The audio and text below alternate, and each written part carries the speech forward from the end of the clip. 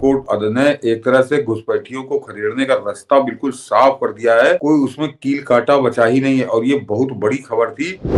ये भारत के लिए आने वाले समय में सबसे बड़ी खबर है, क्योंकि ये भाग के लोग वहीं जाते थे और उसका रास्ता साफ कर दिया है आज सुप्रीम कोर्ट ने।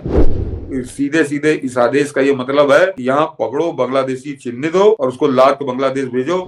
कोई शेल्टर आप नहीं दे पाएंगे, कोई बहाना आपका नहीं चलेगा। जैसे ही वो चिन्हित हुआ वो बांग्लादेशी है तो अगला स्टेप आपका उसको लाद कर उसके देश में पहुंचाना है। ये है सुप्रीम कोर्ट का जो आदेश है। सर, एक तूफान सुप्रीम कोर्ट में उठा है जिसकी आस उम्मीद मुझे नहीं लग रही थी। देश की सबसे बड़ी अदालत ने ऐसा लगता है कि ट्रंप स्टाइल में खेलना शुरू किया, और वो भी हेमंता विश्व शर्मा के राज्य में, जो हेमंता खुद ही इस मामले के मास्टर माने जाते हैं। मुझे ये भी चौंकाया है। इस देश में जब शाहीन साजिश हो रही थी तो उसके बाद कहा कि हम कागज नहीं दिखाएंगे। ये बांग्लादेशियों के लिए ही था बेसिकली। आप यदि हम हिंदुस्तानी हैं, हम सबके पास वोटर कार्ड है 18 साल से उम्र वाले, ज्यादा वाले, हम भारतीय, हमारे पास आधार कार्ड है। हम यदि कोई दिखाने के लिए कहेगा तो हम तत्परता से दिखाएंगे भाई, यदि वो जिम्मेदार आदमी है। ये पूरे अर्बन नक्सल ने ये 72 गुड़ों वालों ने ये नारा नहीं दिया था। ये अर्बन नक्सलों ने, ये पाड़ाओं ने, ये जेम्स राय के चेहरों ने उस समय नारा दिया, हम कागज नहीं दिखाएंगे। ये दरअसल था कि बांग्लादेशियों को स्थापित करने के लिए। कल ही आपने जेएनयू की जो इस रिपोर्ट पे चर्चा की, आज अखबारों में छपी हुई है, वो बहुत विस्तार से हम लोग कल, क्योंकि लंबा शो हो गया तो बहुत खुल करके नहीं आ पाया, लेकिन व्यूअर्स उसे कल वाले रात वाले शो में जरूर देखिएगा उसे, कि किस तरह से पूरी दिल्ली की डेमोग्राफी को चेंज करने के लिए केजरी ने दिल्ली में बांग्लादेशियों को बसाया, और बड़ी चालाकी से बसाया। ये हाल सिर्फ दिल्ली की नहीं है, पूरे देश भर की है। अब दिल्ली में ही अमित शाह की टीम ने पिछले दिनों कार्रवाई करनी शुरू कर दी, बहुतों की पहचान हुई। तो आज जो केजरी कह रहा है चुनाव बहुतों के वोटर आई कार्ड, जो बहुतों के वोटर लिस्ट से नाम काट दिए गए, आज भी वो चुनाव आयोग से मिला है। तो केजरीवाल की बेचैनी मुझे आज साफ साफ दिखी कि बहुत बड़ी संख्या में जो बांग्लादेशियों के नाम कटे हैं उसकी भी बेचैनी थी, क्योंकि उसने कहा कि बहुत सारे हमारे वोटरों के नाम काट दिए गए हैं। यही बात मिल्कीपुर में अखिलेश यादव कह रहे थे, और ये भी कह दिया कि लोगों के जो कल उंगली में निशान डाल दिए जाएंगे रात में। ये बेचैनी तो केजरीवाल की, अलग से उस पर आएंगे। लेकिन ये वोटर लिस्ट से नाम कटना दिखता है कि कुछ ना कुछ बांग्लादेशियों के नाम कटे हैं। लेकिन जो शिकायत सुप्रीम कोर्ट में आई है, और सुप्रीम कोर्ट का जो हंटर है, सुप्रीम कोर्ट ने सीधे कहा उठा के फेंको सबको, सीधे यहां से ये पहचान करने की क्या जरूरत है। यदि बांग्लादेशी है तो बांग्लादेश तय करेगा उसको किस गांव का है, किस डिस्ट्रिक्ट का है। मनीष जी, मैं फिर आ जाऊंगा कि आज मैं बड़ा चौंका जब मैंने दिन में ये खबर पढ़ी अखबार के अंदर। तो मुझको लगा कि आज की सबसे बड़ी खबर है ये। और सुप्रीम कोर्ट ने एक तरह से घुसपैठियों को खदेड़ने का रास्ता बिल्कुल साफ कर दिया है। कोई उसमें कील काटा बचा ही नहीं है और ये बहुत बड़ी खबर थी। लेकिन दर्शक तो देख रहे होंगे, आप गौर करिए, हमारे न्यूज चैनलों से गधे के सिर से सींग की तरह गायब है। कहीं इसका जिक्र नहीं है, मतलब कहीं थोड़ा बहुत तो जिक्र आ जाता, 2-4 मिनट उस पर बात कर लेते, नहीं, पूरी तरह से उसको ब्लैकआउट कर दिया गया है, जैसे वो कोई खबर ही नहीं है। जबकि सुप्रीम कोर्ट के अंदर और सुप्रीम कोर्ट ने बहुत बहुत सख्त भाषा में आदेश दिया है। कोई ऐसा नहीं कि कोई सामान्य सलाह दी है। एक तरह से डपटा है आसाम की सरकार को, जो हेमंत बिस्व शर्मा की सरकार है, और उसको डपटते हुए एक तरह से उसने आदेश दिया। और सारी जो भी उलझने थी इन घुसपैठियों को, रोहिंग्याओं को, बांग्लादेशियों को देश से खदेड़ने की, उसको बिल्कुल उन्होंने साफ कर दिया कि तुम इनको कैसे खदेड़ो, ये तक बताया है।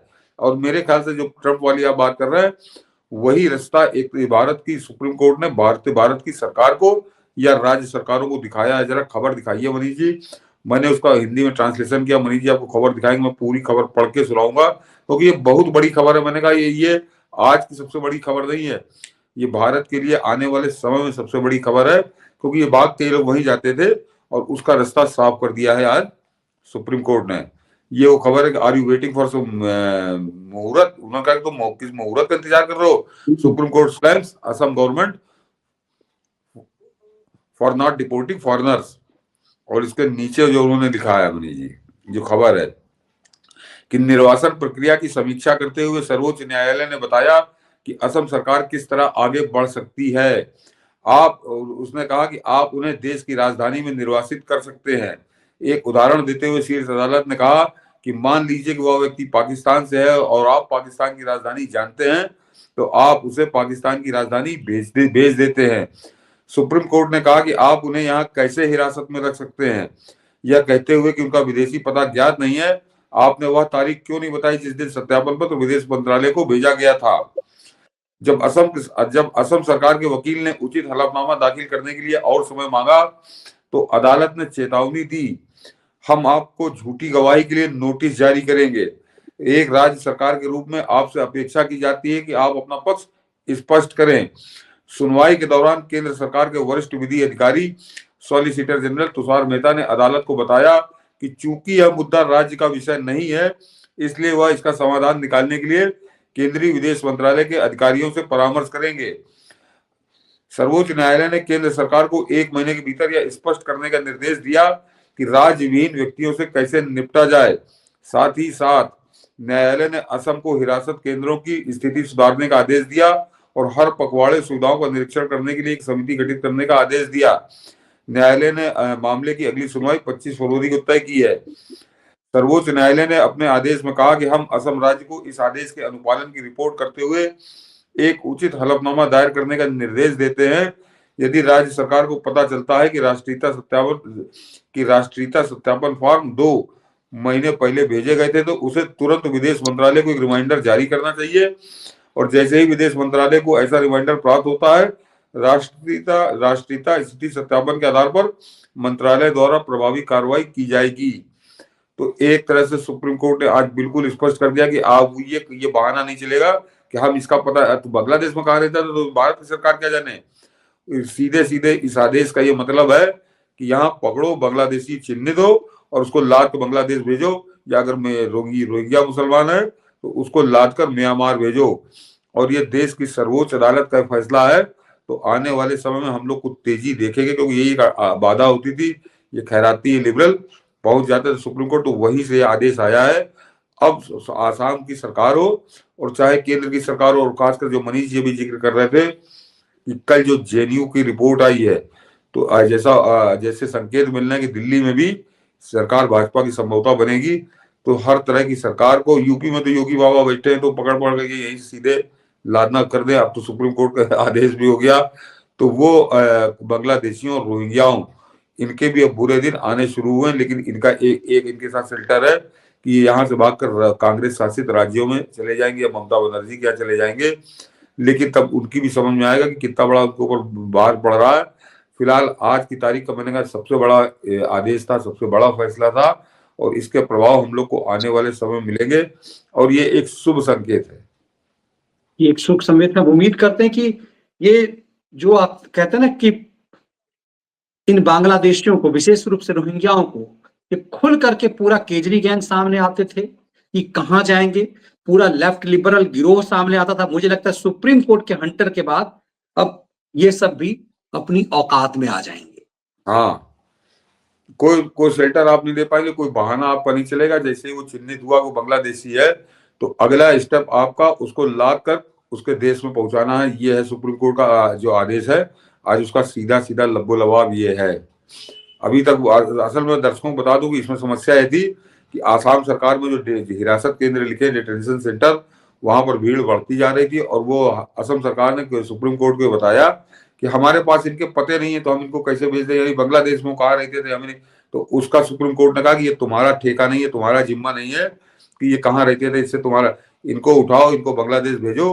फिर ये वहां कहाँ रहते थे, क्या कहाँ के रहने वाले थे, ये सरदर्द, ये समस्या उस देश की सरकार की है जहां से भागकर हिंदुस्तान आए। ये ठेका हिंदुस्तान की सरकार का नहीं है कि इनका पता करे तब इनको भेजे।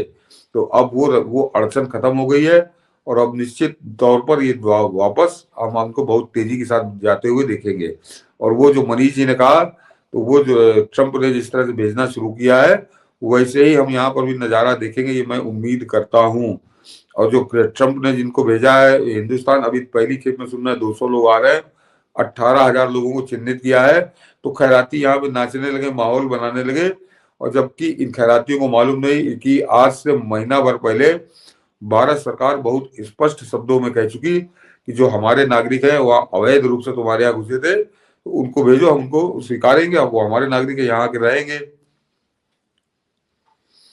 बिल्कुल, देखिए इसीलिए कह रहे हैं कि जब डिटेंशन सेंटर बना दिया है ट्रंप ने, आपको याद होगा यहाँ जब कुछ नहीं हुआ था तो रवीश कुमारों के गैंग ने डिटेंशन सेंटर को एकदम से भयावह रूप कैसा बनाया जाएगा, ऐसा जर्मनी में हिटलर ने किया था उसी ढंग का, उसके बाद आग लगा दिया जाएगा, क्या क्या नैरेटिव बनाया था।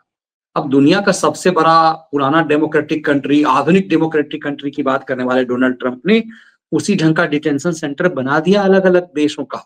इंडिया वाले यहाँ हैं और इनको यहां से उठा करके भेजा जाएगा। तो इसका मतलब ये है कि जिस डिटेंशन सेंटर को लेकर के इतना हवा खड़ा किया जा रहा था, अब सुप्रीम कोर्ट ने एक तरह से इंडिकेट कर दिया कि बनाओ डिटेंशन सेंटर, उस जगह पर रखो इन जिहादियों को और उसके बाद उठा उठा के इन सबको फेंको। तो मुझे लग रहा है कि यदि सोचिए कि 1.25 करोड़ यदि बांग्लादेशी यहां से भेजे गए तो एक तरफ भारत का जो है भिखमंगों की संख्या जो मुफ्त में सरकार का अनाज चाट रहे हैं और उसके बाद दंगा फसाद करते हैं, इस्तेमाल होते हैं मानव। अब देखिए सैफ अली खान वाले में भी वो भी तो बांग्लादेशी ही साबित हुआ। इन सब का इस्तेमाल किया जाता है एक तरह से भारत में क्राइम भी कम होगा और बांग्लादेश की बर्बादी भी होगी। भिखमंगे यदि वहां जाएंगे तो ऑलरेडी पहले से भिखमंगी है वहां, तो ये तो एक तरह से डबल गेम भारत का हो जाएगा। और इसीलिए मुझे लगता है सुप्रीम कोर्ट के जजमेंट के बड़े मायने हैं। मैंने सर लेकिन मनीष जी ये देखिए कि हमारे यहाँ मीडिया से बिल्कुल गायब है खबर, ब्लैकआउट है, उसका कोई जिक्र नहीं है। मतलब उन्होंने इस लायक नहीं समझा कि इस खबर को महत्व दिया जाए, लोगों को पता चले कि ये फैसला हुआ है सुप्रीम कोर्ट से। इतनी बड़ी खबर को एकदम से बिल्कुल चाट गए हैं, लेकिन इसीलिए बात दूर तलक जानी चाहिए। और यदि सुप्रीम कोर्ट का हंटर इस पे लग गया है तो समझिए एक तरह से मोदी सरकार को बड़ा हथियार सुप्रीम कोर्ट ने थमा दिया है।